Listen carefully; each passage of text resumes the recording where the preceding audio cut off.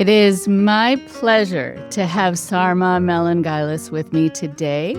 I am so happy to be able to talk to you, and I know that a lot of people who are listening have heard your story, and I certainly want them to be checking out your book and wherever else your story is out there. I think it is amazing that you've been able to use your experience as a cautionary tale, as a way to really help people see what they need to see in these situations. I would love for you to take a moment to introduce yourself, and then we'll start talking.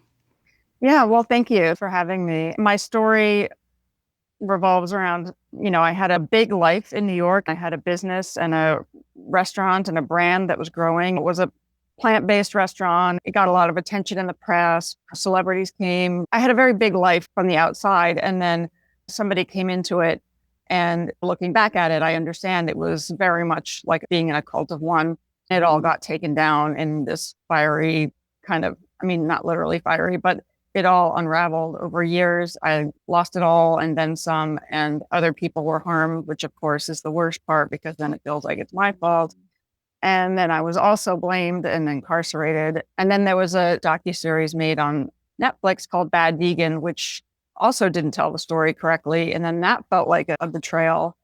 And then I've recently put out a memoir about my experience, which people who've seen the show and read the book said it's very different and there's so much more in the memoir. And it's very helpful, I think, for people who've been through this to read somebody else's account of it. And then also, I really hope that it does serve as a cautionary tale to anybody who maybe hasn't been through it and wouldn't necessarily know what to look for. Mm-hmm. and or maybe somebody reads it and recognizes that something like this is happening to a friend or a loved one or a sibling or something. Right. Either way, I just want it to be helpful. And on top of that, for better or worse, there's all kinds of sort of interesting, salacious details and things that make it entertaining from a public media perspective. And that's fine too, as long as my story is useful at the same time.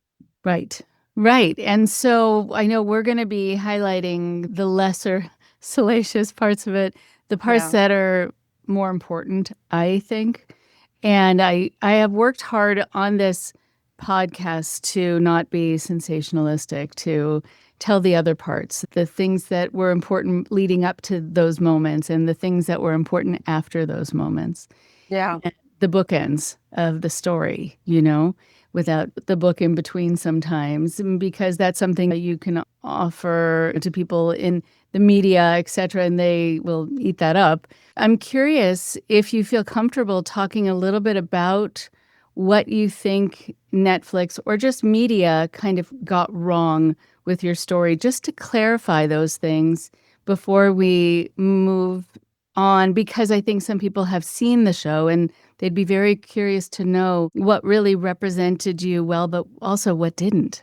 Yeah, well, I think that what's interesting about the way, first of all, the media initially, it was this tabloid story and they're getting the headlines all wrong. They're only seeing it from one angle. The show that ended up on Netflix, I thought they were going to tell an accurate story and also explore the psychology of it. They spent a whole day interviewing Evan Stark, who literally wrote the book on coercive control and understands these things. And then they didn't use any of it. There was nothing in the show that explained how this happened. So that was sort of an overall criticism.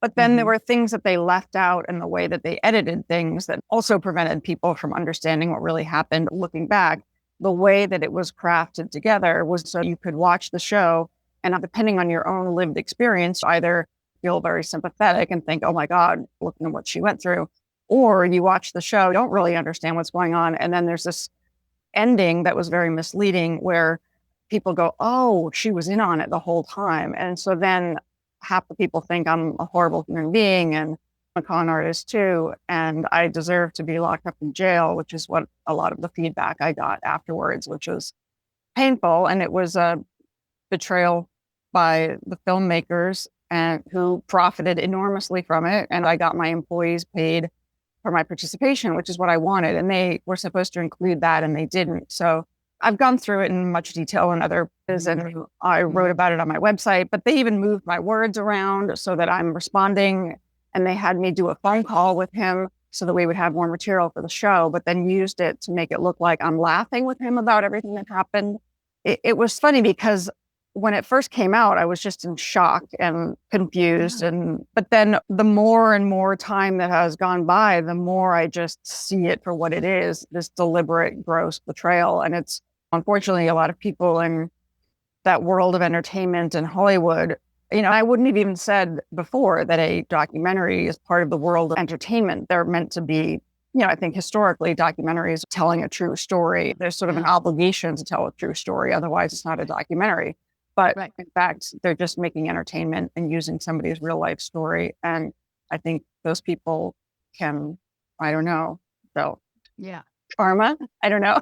Yeah, I have so many reactions to that. It's reminding me, years ago, I was asked to be quoted in a New York Times article that was about NXIVM, about the women of NXIVM, even though there were men in it too, but they were covering the women in NXIVM, some of whom were involved in this sort of inner circle that was about being sexual, really predation over them. A lot of people were in NXIVM and were taking courses about how to improve their businesses. They knew nothing about and didn't have anything to do with anything else. But it became known as the sex cult. Same thing with a lot of other groups where that's a part of the story, but it becomes this overlay. So I remember saying to the reporter who was wanting to quote me, tell me a little bit about the story. Well, it's going to be called The Sex Cult of Upstate New York or whatever. And I said, okay, I am happy to be quoted if you change the title. Yeah. And they said no. So I said, oh, no. Like, that became easy. Like, I'm not going to participate in something where everyone then is going to have to dig themselves out of a hole that you dug for them, where they mention what group they were in, and people will automatically say, oh, the sex cult? I mean, I'm happy to offer ideas, but not under that umbrella. And it's also reminding me of one other thing, and then I want to get back to you being able to talk about your experience. When Wondery did a limited series on the Twin Flame universe, this cult group, right? They finished with the limited run, and then I got calls. I didn't know it was happening. I didn't know it was being taped, and that's fine. And people who were in it were interviewed about their stories. When they heard what was going to be going live or what had already gone live, they were so upset because it did make them seem like they were desperate, like they were quote unquote losers, like they were going to be felons anyway. I got a call from them saying, we need an addendum. We need this additional piece that explains the how and the why, because otherwise it's victim blaming. And that's so unfair to do to people who've already been through the ringer. Like, please add insult to injury. Thanks a lot, right? That's how it felt. It's very hard. Yeah, no, it is. And, the NXIVM story, which you brought up, that's the story that I got to know Sarah Edmondson very well and Mark Vicente, and we've all become friends and talked at length, and they've read my book extensively, and I've, heard much about their stories and watched The Vow and listened to their podcasts and been on their, and I really learned so much about how my situation was. The easiest way to explain it is if I had only a few words to explain it, I'd just say it's like I was in a cult, but it was one-on-one. That's how you would learn most about what happened. The same dynamics apply, the same psychological tactics, the same things, the qualities about me, which are generally good ones that make me a good target to a cult leader, are the same that made me a good target to this guy. And I learned a lot about some things that I was grappling with and trying to figure out. One of them being, I would get queasy anytime somebody would say to me, oh, well, all that happened because you were blinded by love or you were in love with him. I'm like, no, he was gross and horrible, and I was terrified of him. I wasn't in love with him. But in my own words and in my own memoir, in which I put a ton of actual dialogue between him and I recovered, there's places where I would say, I love you to him. I can admit, remembering that I sort of felt that way, but I couldn't really reconcile it because I didn't understand what that was. Something Mark Vicente said on a podcast, I think he repeated it elsewhere, I've heard other people talk about this now as well, but it's these cult leaders, guru person that's trying to get you to get attached to them are sort of taking your best qualities and mirroring them back to you. And then also having examined you thoroughly and understanding your biggest hopes and dreams and ambitions, everything you want for your life and dream of. And they twist all of that up and present themselves as if they are the means to get there. It's very much like a guru. Like, I will be the one to give you enlightenment, or it's through me that you will achieve your dreams. And so it creates this attachment. It's not love, it's an attachment. And then that's what they end up exploiting. That was just one example of something that now I understand, whereas I was confused about it before. Right. Oh, it's very interesting. And I think also going back to what you were saying before about how, trying to catch you laughing with him and that you were somehow in on it. What's so interesting about that is that's something that women have had to deal with for millennia, right? Yeah. That they must have wanted it.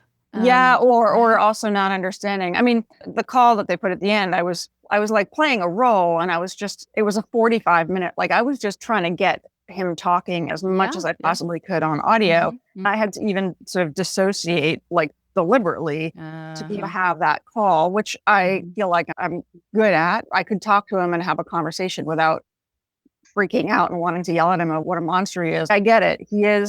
It's like I'm talking to an alligator or a snake or an alien. I get it. He's never going to understand. There's no desire on my part to get him. To me, it was just, I'm just here strategically trying to get content for this film. And the fact that he doesn't know I'm recording him is my own little way of getting back at him. I'm just going to go along with this phone call. And then, they used it to make me look bad, which is weird because in the beginning, they show me recording him and they show me saying that I wouldn't do that to anybody else, but to this guy, F him.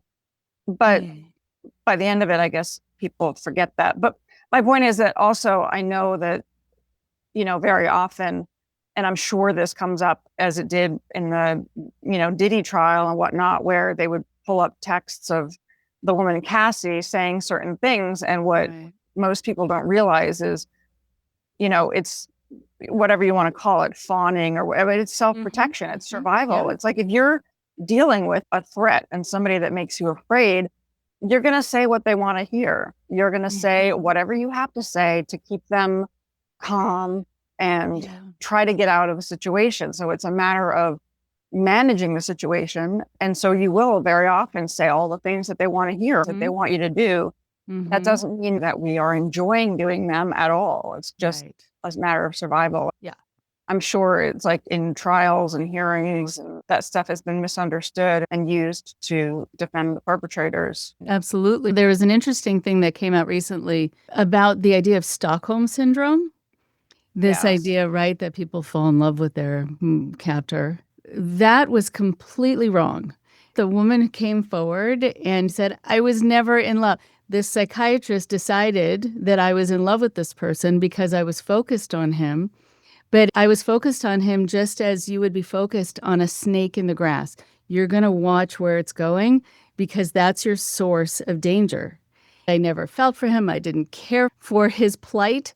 I just had to keep my eye on him, and I had to keep him happy with me.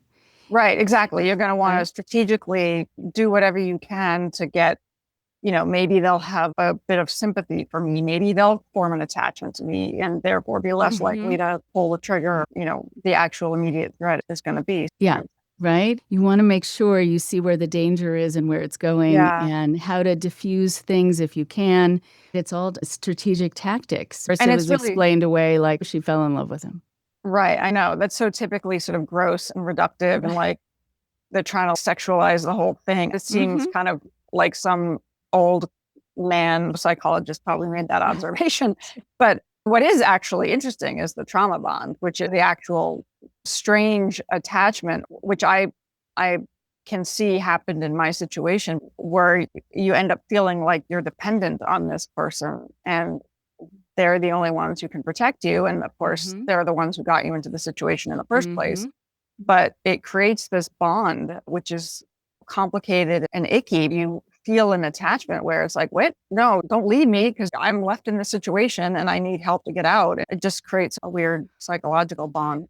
Oh, yeah. When you have a trauma bond, sometimes that also comes from this intermittent gratification, which is Yes. very addictive. Like the person who I know I have to keep happy with me, who's difficult to please, I have to make sure that I'm going to do what I need to do or not do what I need to not do in order to make sure that I get that feedback from them that lets me know I'm safe. Right. And so that is something where you can find a lot of people who have been through that or who are raised with parents like that find that when they go into a space, could be a party, could be anything, they feel like it is their job to keep the most difficult person in the room happy. And so they will focus in not on who they think is pleasant, who they want to hang out with, but just the one who's the most prickly or the one who's most mercurial. Like, they Yeah. zero in to make sure that, again, the snake is not going to bite them.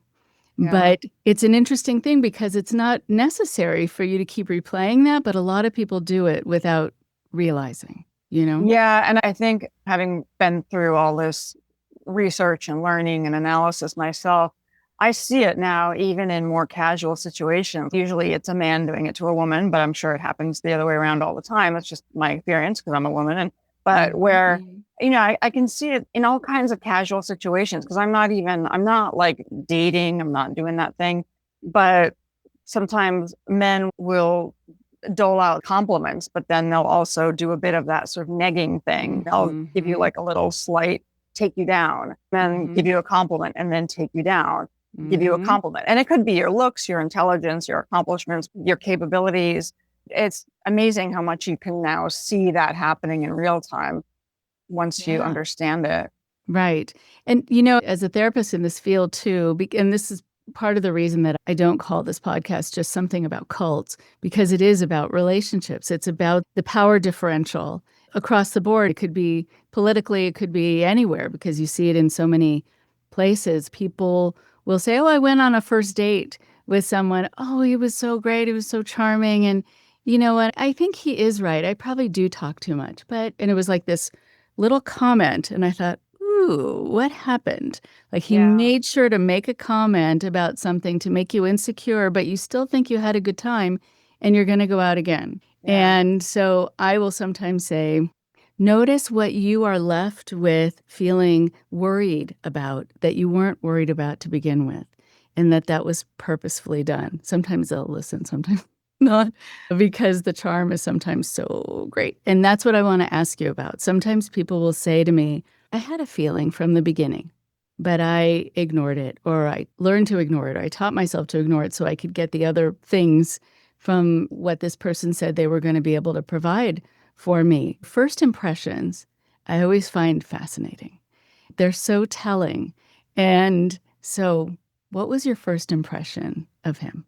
The thing that this guy did strategically, I believe, based on his goals were, is that I met him on Twitter.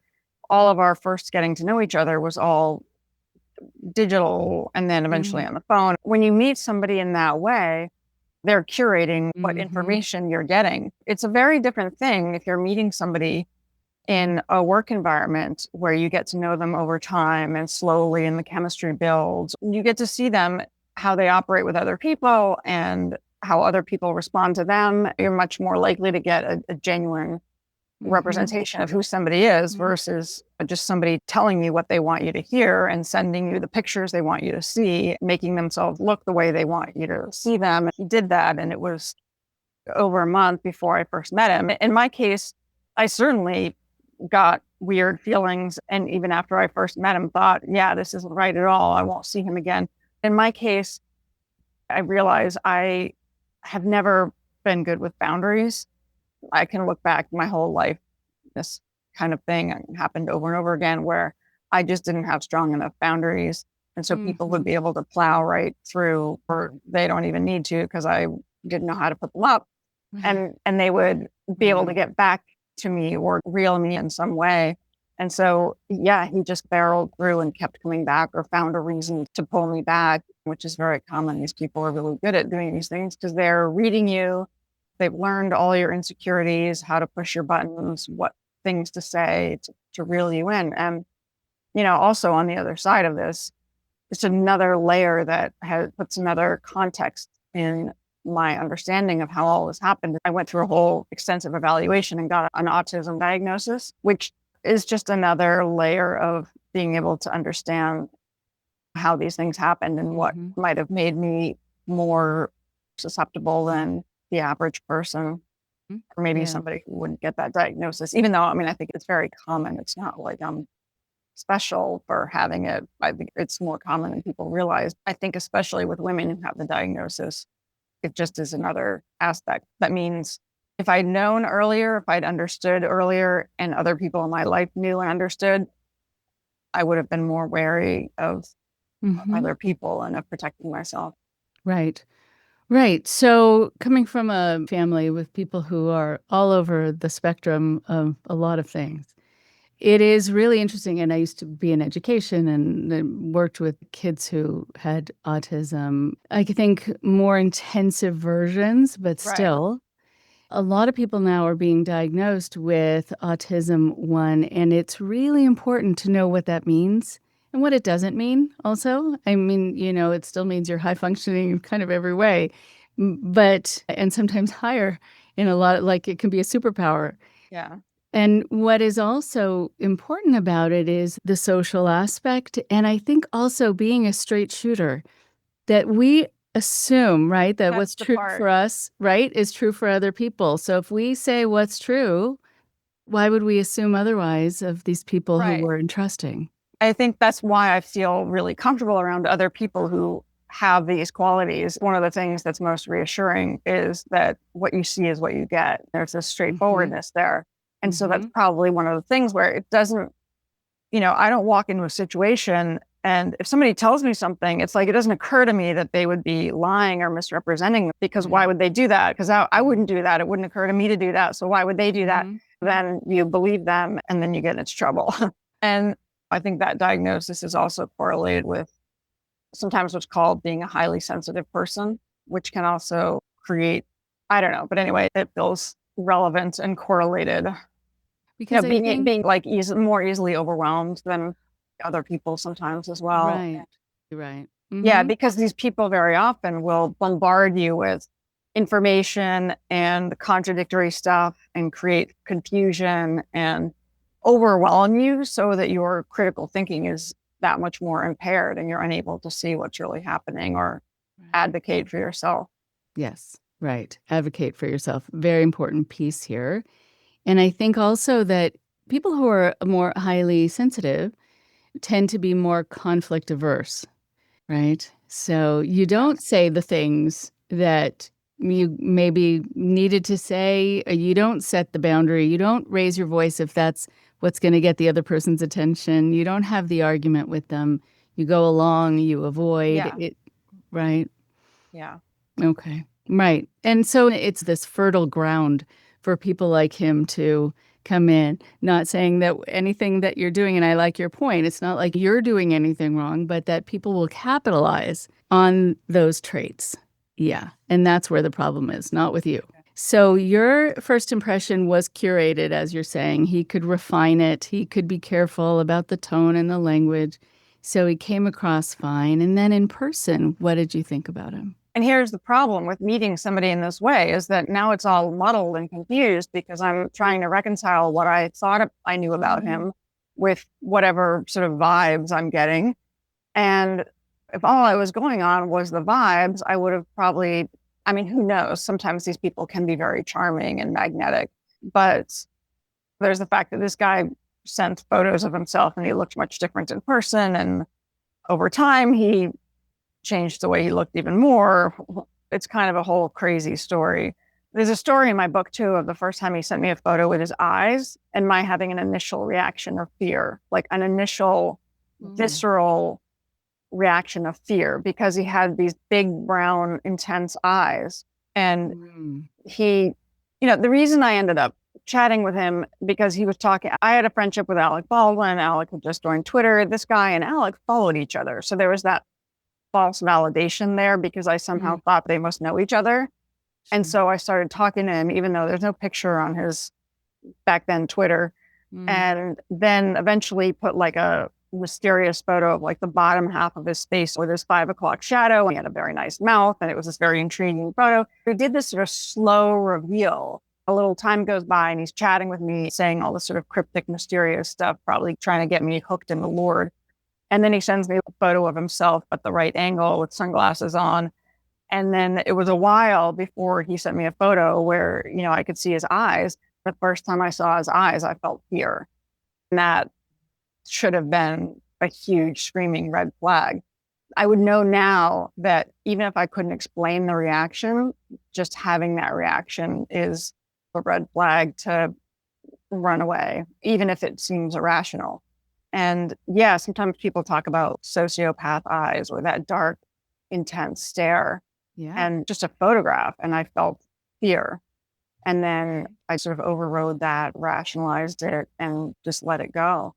Imagine how my life would be different if I had just listened to that and backed away from him. But another thing he did very strategically is there was always so much mystery, and it created this intrigue and curiosity, and like, ooh, who is he really? And like, he implied he was this powerful person and was gently implying that he would be able to help me with all of my issues and what I was going through. So yeah, he certainly knew what he was doing. Yeah. Oh my goodness. Yes.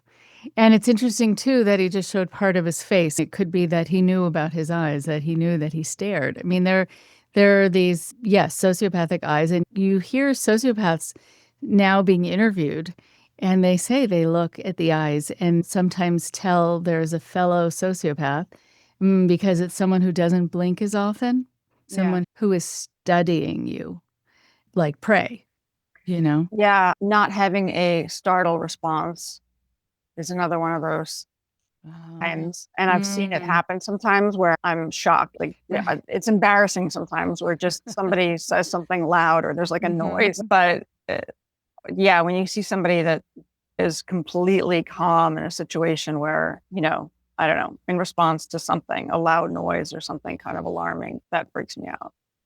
Yeah. That's interesting. That's sort of an amygdala issue where it takes much more to have that person really feel something or react to anything. They're so contained. Yeah, it's very different nervous system.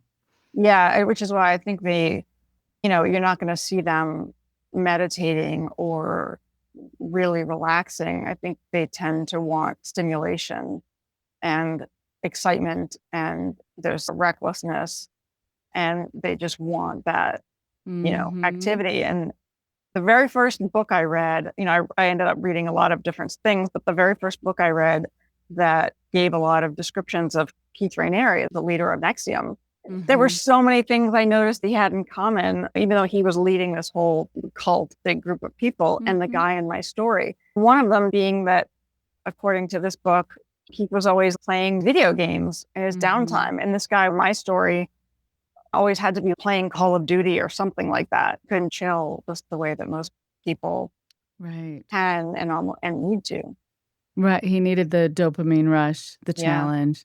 What would give other people a stomach ache and say, okay, I'm done with this. I'm tired of being killed on this game. But for them, I think it's exciting, or it's just their baseline, which is so different, right? I mean, for example, like there's the stories about the sociopaths and manipulators that have like 3 different wives and families and lives and things going on, and they have to keep track of all the lies and this, like stuff that would exhaust anybody else. Right. Like having to remember your lies and stories, and like normal people would just be completely stressed out and exhausted, and they're just not. And they have this capacity to handle that, but probably they just get off on it. I was one time telling someone when they were asking me about how would I define a cult leader, and among the things I said, and they don't have wrinkles. And they said, what? And I said, they are not bothered by the same things that we are bothered by. They're not stressed. They go about their day as though nothing is happening of any consequence. They don't feel guilt. They don't feel remorse. They don't look back to see what they've done wrong. Like they're in different tenses. They're like in present and future. And the people, they leave wreckage. Like they're this tornado that comes through and people are just strewn about, but they've moved on. And I think too, and I think they're able, that allows them to get up and lie. And in situations where normal people would be so nervous, especially not just one-on-one, but on a world stage or to a large group of people, or to walk in and be impersonating. I mean, it's why con artists who are really good at what they do, maybe acting with somebody's stolen identity. In my case, we strolled into this bank and he's pretending he's going to have all this money, but he's not nervous at all. And therefore, he's not exhibiting any of, I think if I walked in and I had to pretend to be somebody in a situation, I'd be nervous. You'd see it on my face, like little things would be happening where people would somehow go, oh, it seems like she's full of shit, right? Because I wouldn't be very good at it.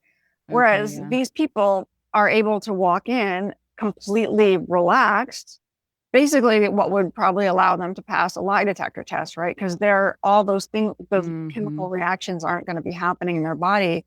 Any one of us would be freaked out about lying, but they would be completely normal and fine with it, So they get away with their lies and we believe them because it appears that they're telling the truth. So you go, okay, I guess they must be telling the truth. They're not. Right. I told a story once on this podcast but just very briefly, I was a school counselor for many years. The principal came on the loudspeaker and said, "Can I see Rachel Bernstein in my office, please?" I broke out into a sweat. I thought, oh my God, what did I do? It's like suddenly having a police car behind you. I actually had to stop myself and say, wait, I work here. She probably needs help with something. But I had such a reaction to it because I'm also a reactor and have a sense of wanting to do right, and not wanting to get in trouble. Right. It matters. I have that too. I mean, I have email fear. I have phone call fear, doing something wrong fear. Right? All of that. Yeah. But to go back to this first impression where you're saying, there's so many should haves, right, in these stories. I should have paid attention to my fear when I saw his eyes. But then you justify it. Then you feel like it's wrong of you, probably, to think, oh, I don't want to judge someone so quickly. I'll sometimes tell people if they're about to embark on something or they're getting involved in something, and if something rubs them the wrong way, it could be an event, it could be a person, to make a note. Before you explain it away, before you justify it, before you blame yourself or criticize yourself for having the thought, keep a record of it. Because very often you come back to that. Yeah. What's difficult about these situations is we learn the lessons when we didn't pay attention to the thing. We overrode the thing. And then later it's like, oh, I remember I had that feeling about this thing, or when he said this thing, or when I saw his eyes. But less often, if you say I had paid attention to that and went, okay, something about his eyes scared me, I'm going to pay attention to it, I'm going to delete, block him, never talk to him ever again, and I never hear from him again, I wouldn't have ever gotten the validation that, oh, that guy's a sociopath, and wow, did I dodge a bullet. In all likelihood, you're not going to get that. Occasionally you do, because it happened to me once where I walked away from a potential business partnership because I'd seen this person behaving in ways that was like, it seems like he's an asshole, even though he acted really nice to me. And then later on, I just happened to have met somebody who'd worked with him who said, oh, that guy's a huge asshole. And I was like, oh, wow, okay. But in most cases, you don't get that validation. So it's hard to convince ourselves to, you're just going to second guess yourself and go, yeah, but there's all these things on paper that seem, it's like if you were hiring somebody or in any situation, you're like, yeah, but there's this and this that makes me think logically I ought to take this job or go with this person or hire this person or go on a second date or work with this person. You're being asked to do the thing that seems irrational because it's just based on a gut feeling. It's just unfortunate that usually we don't get that validation. I'm sure I can think of things where I think, yeah, I'm probably a lot better at dodging these bullets, but who knows? Right. And sometimes people who are narcissistic, who are sociopathic, will surround themselves with the yes people, the ones who affirm and confirm. Same thing within a cult. The inner circle are the people who are going to vouch for the leader. So you not only don't get confirmation, you get if you get any confirmation at all, it's that you're wrong. Yeah. And it is wrong of you to feel that way. So I know we're sort of skipping over this swath of things that have been covered, but there are a lot of places, and we'll get to that, where people can hear the story. I'm so curious, just in the essence of time, where it's sort of a midway point, to get to the after effects, the what you needed to be able to understand, what you needed emotionally, what sort of support, what needed to be clarified, like the ideas of betrayal trauma and trauma bond. I think also moral injury, right? If you feel like through your alliance with this person, you've hurt other people. There's so Yeah. much to grapple with after. Yeah. So let's get into Yeah. that. Yeah. That's a very difficult part of it. And, one of the other qualities that I admire and I identify with in people who will get like an autism 1 diagnosis is this very strong sense of justice. And, it makes what happened even more painful because I feel like all these other people who are hurt and people who lost their jobs because of the way my business imploded, investors and people that lost money, and it all feels like it's my fault. And so, of course, I feel obligated to make good on it eventually, however I can. And part of the reason why I'm out with my book and I'm talking about these things and I am working on another docuseries is I just know on the other side, when I first came out of this and was reeling from what happened and being so confused, the isolation is so painful because nobody understands, or it feels like nobody understands. It was 2016 when I was arrested and facing criminal charges, and the court system, I mean, they certainly had no context for what happened to me. And that's so incredibly isolating. Yeah. And really, you're just like marinating in shame every waking hour and getting asked really painful questions. That part of it was really difficult. And I think, I also counsel people that what I understand now that I didn't understand at the time is that whatever it is about me that allowed this to happen, it happened to me multiple times. Because even before this story that became a tabloid story and because of who was involved, it turned into this big hit Netflix show. Even before all of that, I was involved with somebody who completely lacks empathy and got a huge amount of money out of me. And it was a crazy, dramatic relationship. And there was a bit of tabloid stories around that one as well. And then I stepped into it again, but so much worse. And I think I came out of it thinking like, all right, well, I've got nothing but lots of debt on me and it's a public story. Everybody knows that. I have nothing to take. What could somebody take from me? So my defenses were down. And I stepped into a situation again where somebody turned everything upside down. When I realized what was happening then, I had this moment where I actually think when it sort of hit me what was happening, I went, oh my God, yet again, somebody turns out to be not who I thought they were. And they came into my life saying, oh, I can help you. I understand what you went through. Turns out they're like a complete destructive psycho. Oh no. And I thought, oh my God, how could I have stepped into something like this again? Like I had this feeling that somehow there's some, I mean, again, I don't know. This part was confusing because there was a whole weird spiritual aspect to what this guy did to me in a very culty way. But I just had this feeling that somewhere somebody had gone, she doesn't really understand it. She's going to need another lesson. We're going to have to give her another lesson. For whatever reason, I had to go through this a bunch of times and really get a very thorough ongoing life lesson about manipulation and different disordered psychologies. And also, what is it about me? It's a fine line between, it's not victim blaming, but it's acknowledging that there are qualities about me that make me a good target. And I always tell other people when I'm counseling, because people come to me all the time with their own stories, or they're reeling from having just gotten out of a situation. They're blaming themselves and they feel stupid. And, again, which is part of why I wrote my book. Well, here's my story. I don't want all of us to have to feel stupid on top of everything else. I always tell people that now is the time to be more careful than ever. These qualities, like having a sense of idealism, trusting, seeing the good in people and wanting to help, make you more susceptible, and that doesn't go away. So now you need to be very careful going forward because it can happen again and again. I'm not a professional in this area. I just happen to be exposed to a lot of people's stories now. And a lot of people who come to me tell me that it's happened to them multiple times as it did to me. So yeah.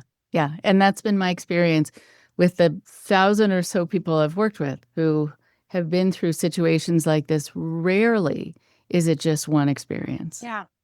And Yeah. sometimes also the next experience you think is going to heal you from the previous experience. So you're just noticing what's different and what you're getting that feels qualitatively different or gentler or more spiritual. But you might not be noticing all the other parts that are the dangerous parts, that are the similar parts. You don't have to change something about yourself or think there's something wrong with you, but it is good to notice that other people are going to zero in or that you're going to give over too much power to Yeah. someone else and too much trust, assuming again that what's true for you is true for other people. And you don't want to have to change, I think, a worldview to be negative and to be suspicious of everyone, because that would just be a drag. And Yeah. what kind of a world would that be to live in if you assumed that? But it is good to notice sometimes the signs or just a feeling like, ooh, this is feeling similar, you know? Yeah. Yeah. And I mean, now I'm just very careful with anything that could possibly expose me in some way. At this point, I've been exposed as much as one can possibly be exposed. So it's not like there's some information that somebody would find out about me, but just being careful about how open you are with other people. For me, it's different because my story's known. I'm a very public person, but say somebody's out in the dating pool and they're meeting other people, sometimes what can seem like somebody's taking a really great interest in you, and that's really flattering and it's really affirming. And now I think I look at something like that and I would immediately think like, are they data mining? Are they gathering all the information about my hopes and dreams and my biggest fears because they're going to use it against me? And I mean, it's not cynical, it's just cautious. Right. Like asking, why do they want to know this? I could answer the question, but for what purpose? Yeah. Yeah. It's very interesting. It's a different way of kind of slowing things down and finding out more before you give over your information, because it should be based on merit that you offer private things or that you offer your trust, right? It should be based on what a person has proven to you about themselves and what questions they're willing to answer. Because again, being conflict averse means that sometimes you're not going to ask the questions that you think are going to make someone upset. Yes. Oh my God. That's something I struggle with all the time. If you're suspicious about something, you don't want to ask difficult questions because you think, well, what if I'm insulting them? Right. But sometimes that's the way you find out about a person, by asking the questions, seeing how they respond to it. Do they respond the way you would, where you'd say, oh, sure, I'll let you know, not a big deal. Or do they get the how dare yous? Right? Then you know. It's an interesting thing, but you might not know unless you try, which is nerve-wracking in some situations, but it's a really good thing to be able to see in yourself that you're willing to take that risk for your safety, you know? I'm wondering also about this idea of being challenged, because sometimes people will make you think that you are supposed to be challenged in the way that they want to challenge you, and that you're going to accept the test. You feel like you're achieving something, but you're really not achieving something in real life. You're achieving kind of getting their approval. And there are all these like yes steps, like the mini tests, and it gets bigger and bigger. Was that part of the relationship? Yeah, that pretty much defines the relationship. I mean, and again, this is why I am so thankful that I was able to recover as much of my communications with him as I did, because on the other side of this, he had deleted all of our emails. He had taken my phone, so I didn't have our text messages. That stuff is absolutely crucial for a legal situation or whatever. But even if nothing else, just for your own understanding on the other side of it, or to validate what happened. But I ended up recovering a bunch of our G chats, which are kind of like texts. It was sort of like chatting through Gmail back in the day.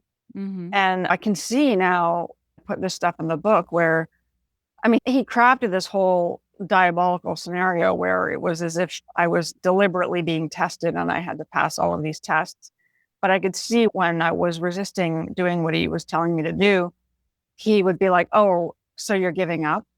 knowing that I'm one of those people, that I'm very stubborn and I'm very determined and I won't give up and I'll keep going and I don't want to be a failure or a quitter.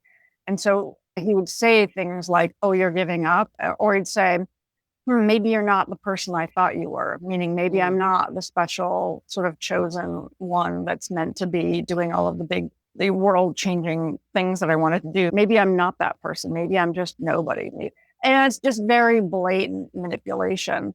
But it's like, I don't know what to call it. Is it validating? Is it grotesque? Does it make me want to throw up everywhere? I can just see it in print, which is why I put a lot of that in my book. So it's like you can see his words and the way he's manipulating me and the things that he's saying. And sometimes telling me, read this over and over again, like drill this into your mind. Or, yeah, I mean, there's just a lot of ways that he was obviously manipulative, but that sort of putting me through these tests and challenges and, making it so like I have to prove myself, and then praising me like, "Oh, I did good," "Oh, I just wired him $50,000. Like, oh, you did a good job.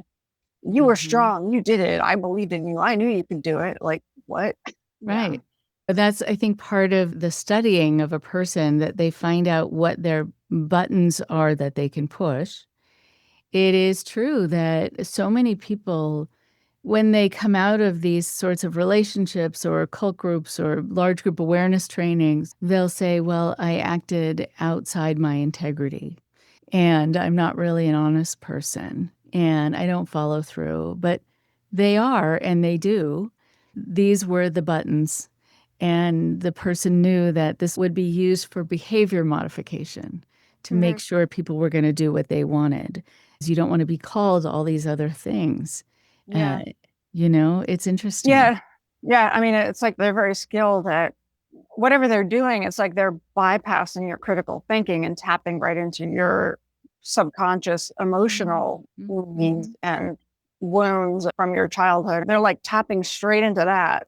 And that allows them to direct your behavior and get you to do what they want to do, kind of bypassing your critical thinking. Right. On top of keeping you in a state of confusion and overwhelmed and exhausted. Those are just ways that assist them getting you to do what they want you to do. Right, right. So to talk about that, because I was going to ask about you physiologically when you left, because there is an exhaustion and it can take over and you can feel it in so many ways. And sometimes it becomes hard even to suddenly come from having been in something so intensive to not being in it at all. And it's like falling off a cliff. Like, what do you do with it? Can you rest? Can you take time for yourself? Or is that selfish? Or, all of the things. So tell me about when you were coming out of this situation, how it was for you physically or physiologically, and what helped you. I understand a lot more about it now, but I would get completely overwhelmed by tiny decisions and small things. Somehow it's as if, there was some kind of life earthquake level tragedy. I'd be able to handle it, but it was somehow the little tiny challenges, like having to navigate, because I came out of this with nothing. Everything was gone. I had to kind of start from scratch, and I'm facing criminal charges and jail time. And I've got nothing. And so even just the process of figuring out, okay, well, how am I going to get health insurance? And like, I need a new driver's license or all these little things. One time my dad came to visit and he needed to go somewhere. So he just said, "Here, can you park my car? I got to go to this thing." And I remember sitting in his car. I'm like sitting in my dad's Prius in the pouring rain up in Harlem, like trying to find a parking space, bawling my eyes out because I just couldn't. For some reason, it was like, this is too much. I can't handle this. All I had to do was just park his car somewhere. But I remember sobbing because I just couldn't handle it. And then, and also it's good to be aware that people might say something or the wrong thing. They don't know what they're doing, but they're basically triggering something. And you might have an explosive reaction of rage because they're triggering something that this other person did, tapping into your rage over what happened. I'm not normally somebody that screams and yells and has a tantrum at all. I'm the opposite. I've spent my whole life being the good girl and not yelling and getting angry.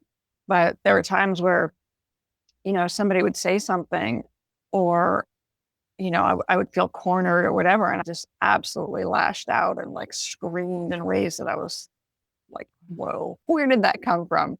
And I've since learned that's a very typical post-traumatic reaction, is that you can get very, very, very reactive.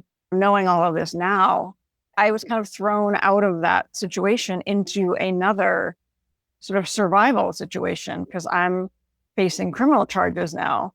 I have to like find a way to earn money, and dealing with nobody understanding and the tabloids, and trying to understand what happened and get my life back together. It was a lot. I mean, ideally, we could come out of these situations and be taken care of and nurtured and have time, but rarely is that the case. There were no children involved in my situation, thankfully, but I know this happens to a lot of people with kids. Now you're in survival mode, trying to get away from the person, and it can be really difficult. Yeah. And I hope that what I'm doing and talking about my story can really help educate a lot of people who are around people who've been through this sort of a thing, for them to be more understanding. People contact me a lot where they're trying to get somebody out of a situation like this, which, as you know, is so incredibly thorny and difficult. Yeah. The more people understand these types of situations, the better they could do the right things to try to help somebody getting out, versus do the wrong things, which can very often seem like the right thing, but it backfires, gets them more entrenched. Right. And I think, to add to this mix, you don't necessarily know what happened to you. Yes. And so if you don't understand it, because who does, right? Like, I wish this were curriculum in schools. It should be, right? People should know the language of betrayal and trauma and coercion, but instead, you learn. And Darvo, which is such a common thing. And right. your more typical narcissistic situation is, if you point out that somebody did something hurtful or something they said was hurtful, and then their immediate reaction is, how dare you say that I would do that? I can't believe you said that. I'm so insulted. Boom. That's Darvo. And that's a huge, like, not just a red flag, because a normal, healthy reaction would be, even if it was a complete misunderstanding, oh my God, that's not what I meant. Or wait a minute, let me understand this. What I said made you feel that way? Like, let me understand, like, let's explore this, not immediate, like, turning around to make themselves the victim. And then you end up needing to take care of them or apologize. Right. Or they're doing it to an audience, like in family court, they're making themselves the victim, and they're, Your Honor, she did this. Or they will very often provoke the target. This is very common. They'll provoke you, push your buttons, and then you lose your temper and get mad. And then meanwhile, they're recording you, like, look at you, you're crazy, you're freaking out. Oh my God, what's your problem? And then they tell you that you have the problems when they're the ones who created it. There was this ad I posted on Facebook that was 1950s. A woman is standing in her kitchen with a dress on with heels. She has kids all around her asking for this, needing that. She has a dish towel over her shoulder, and she's in the middle of needing to do dishes, and she has a mop hand, so she's going to be doing all this housework. And it's an ad for a sedative.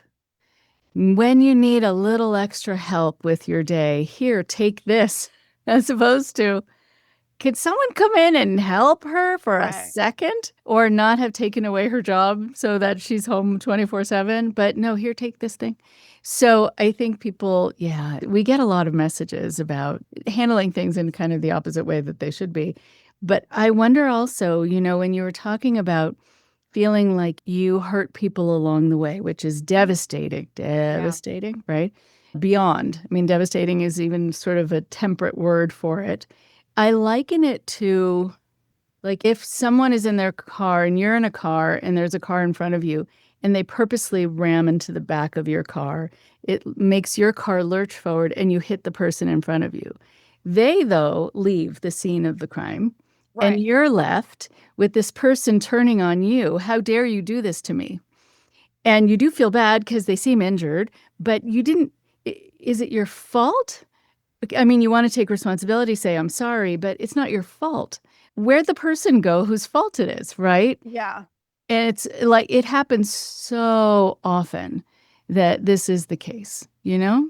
That's interesting because I use an example sometimes of, like it's a very similar example. It's like if I was driving the car and the guy was next to me and he was like, hey, look at this. And I'm like, no, I'm driving. No, look at this. And then I look, and because I looked, I caused an accident and then all these people are harmed and it's my fault and I feel responsible. But he told me to look and I didn't want to, but I did and I shouldn't have. So it is my fault, but is it my fault? Because he knowingly made me, it's complicated, but it's painful. The amount of times I've heard people or read comments on YouTube comments where I've done interviews or any place where somebody can leave a comment, the number of times people have written things like, oh, she's not taking responsibility. I've never heard you take responsibility in response to Bad Vegan, which the title itself was terrible, as if I made that show and edited it. You know what I mean? I sat for 2 interviews that were like 10 hours long. The fact that there was no footage of me saying how deeply sorry I am for the harm caused, that's not me. I'm sure I said that somewhere along the way. Getting bombarded by this, in your example, if somebody hit me from behind and now I caused this pile up and people are hurt and everybody's yelling at me, oh my God, you're not expressing remorse and you're not taking responsibility. And it's like, A, I am, but B, like, ow, just making me feel so much worse. Like if they only knew how terrible it feels. And again, these are just random people out there who don't understand what happened. It's easy to say, don't pay attention to it, but kind of hard. Yeah. It's hard not to. No, yes, absolutely right. And I think also that the public goes for low-hanging fruit in general. Yes. Like, so you're here and you're sort of the figurehead of this, I guess, to a certain degree. So they're going to attack you. Similar to something I talk about on the podcast and I've done videos about, asking people the question, well, why did you stay? I would have known to leave, even though people love to posture that they would have done this differently. Chances are they wouldn't have, but they will say, why did you stay? And I feel like it's first of all, you're asking the wrong person to defend themselves here and their behavior.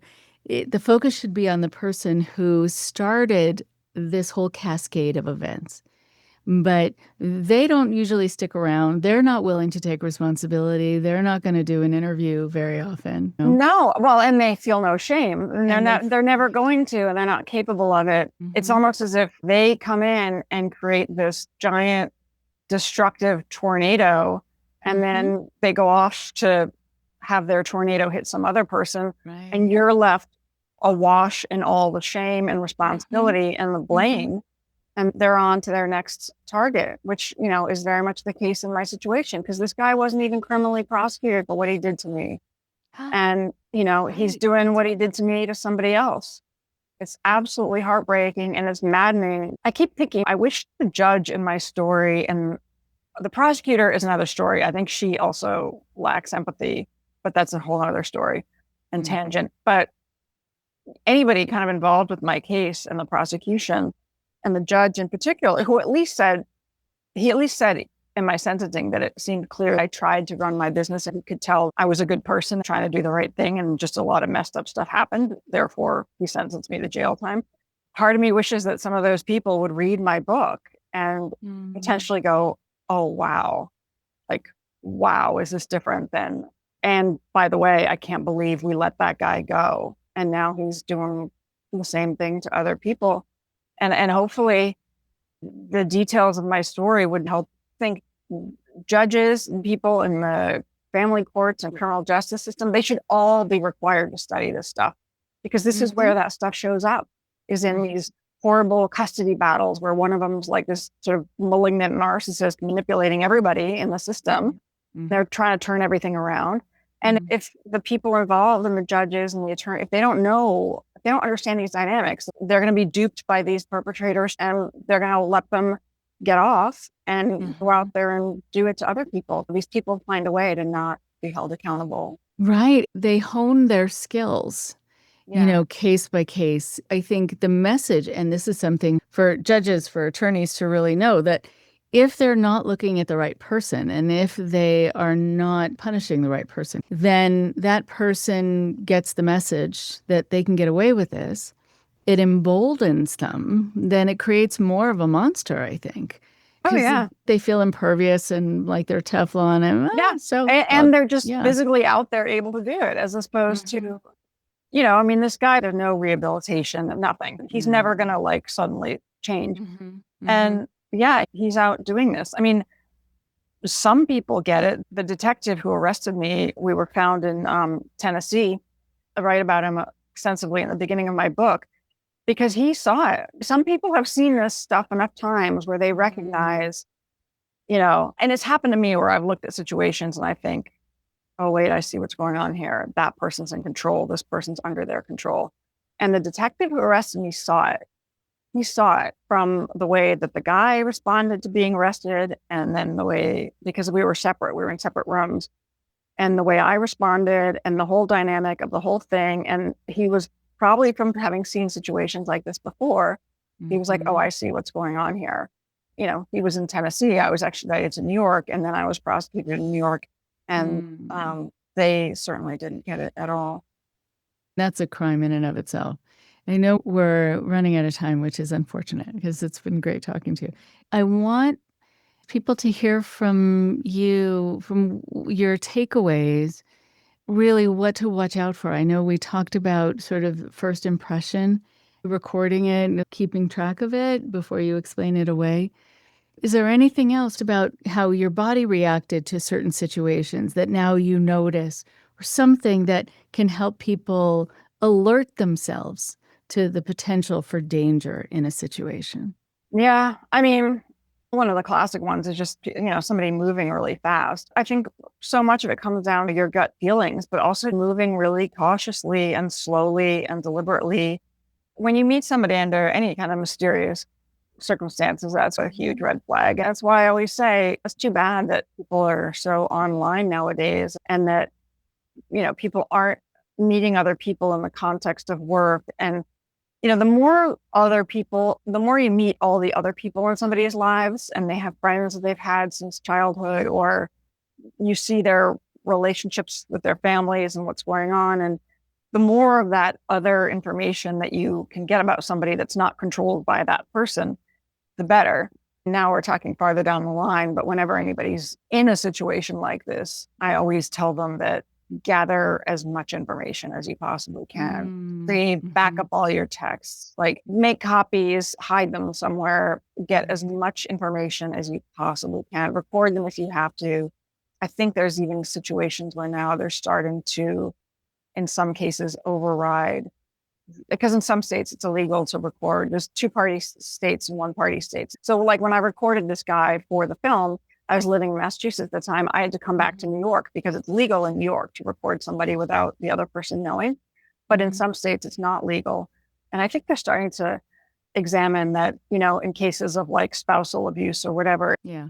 Say I was in a state where it's not legal, but I recorded my abusive boyfriend or whatever shouting at me. That can be illegal. Maddeningly, there are cases where women have been prosecuted for having made those recordings. Making a recording is itself an illegal act. Right. Who are these people that would prosecute that person? It's crazy, but it happens. I mean, a lot of maddening stuff happens. So yeah, I mean, I think sadly, a lot of us need to learn to protect ourselves better. And I think also, after what I've been through, understanding that, if you have some of these tendencies where, you tend to give people the benefit of the doubt, and maybe you're highly sensitive, you check the boxes that you will be called an empath, all of these things make us better targets. It's just good to know that. And every situation and interaction, just understanding that helps. Does really help. And then tell people about your book, and then we'll sign up. Yeah, my book is called The Girl with the Duck Tattoo. I haven't made a website for it, so it's just the title, thegirlwiththeducktattoo.com. I'm most active on Instagram, just my name, at Sarma Melngailis, and easy to find because my name is weird. I made a website for the book so you can get it. There's various links how to get copies, whether a signed copy from me or Amazon or Barnes & Noble or whatnot. And I'm so grateful when people read my book and interact with me about it. I love when people send me pictures or screenshots of some paragraph or some line that really resonated to them or helped them understand something. It makes me feel good. Or even parts that made them laugh out loud, because there's some dark humor in there too, or just places that were funny that breaks up the tension. Okay. Well, we will also put it in the show notes and people will be able to get that information. I'm glad that you created the chance for you to get your true story out. Yeah. And that's really nice, really important, actually. It's very painful to go through something like this and have somebody else twist around the story and Right. publish my book so that, like, this is the record and it's all verifiable. And this is what I wanted that original docuseries to be, is I wanted it to be useful. I wanted it to be honest and useful. I wanted it to help people. And I think, so I think that at least that show, for some people who've been through stuff like this, made them feel a bit less alone.